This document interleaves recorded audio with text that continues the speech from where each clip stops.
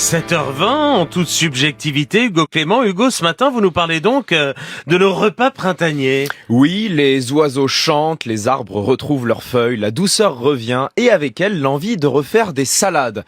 Un bonheur simple, on mélange quelques crudités et on assaisonne le tout avec une vinaigrette. C'est facile, c'est bon et en plus c'est sain. Enfin ça, c'est ce qu'on pensait avant de découvrir l'existence du C6H14. Et qu'est-ce que c'est que ce truc? En fait, le C6H14, qu'on appelle aussi l'hexane, c'est un dérivé du pétrole. Alors vous allez me dire, mais quel rapport avec les salades? Oui.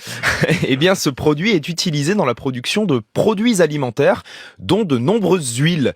En fait, le C6H14 est ajouté au moment du pressage des graines de colza, de tournesol ou encore de noix, et il permet d'extraire la quasi-totalité de l'huile, beaucoup plus qu'avec un simple pressage mécanique.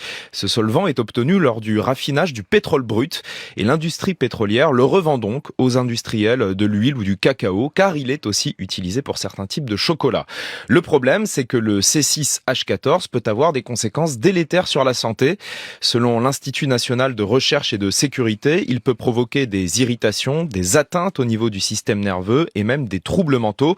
Et si les données disponibles sont encore incomplètes, l'hexane est aussi soupçonné d'être cancérigène, nocif pour la reproduction ou encore immunotoxique. Et c'est légal? Oui, c'est légal. Le seuil de résidu de C6H14 à ne pas dépasser est fixé par l'Union européenne à 1 mg par kilo, mais ce seuil n'a pas été revu depuis presque 20 ans, à tel point que l'EFSA, l'autorité européenne de sécurité des aliments, a dit en septembre dernier qu'il fallait, je cite, mettre à jour l'évaluation concernant la sécurité de l'utilisation de l'hexane pour la production de denrées alimentaires. Et le pire, Nicolas, c'est que le consommateur n'a aucun moyen de savoir si les huiles qu'il achète contiennent ou non du C6H14, puisque ce solvant n'est pas considéré comme un aliment, mais comme un auxiliaire technologique. Les fabricants ne sont donc pas obligés de le faire apparaître sur l'étiquette.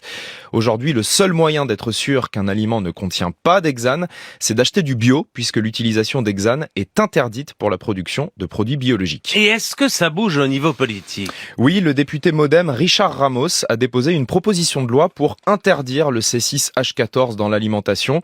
L'élu parle tout simplement de poison et souhaite protéger les consommateurs à minima en obligeant les fabricants à indiquer la présence du solvant sur les étiquettes. Reste à savoir comment réagiront les gros industriels comme le groupe Avril qui est présidé par Arnaud Rousseau, le leader de la FNSEA. Il est tout à fait possible de fabriquer des huiles sans utiliser d'hexane, mais cela coûte un peu plus cher et leur marge risque donc d'être impactée. Hugo Clément, merci.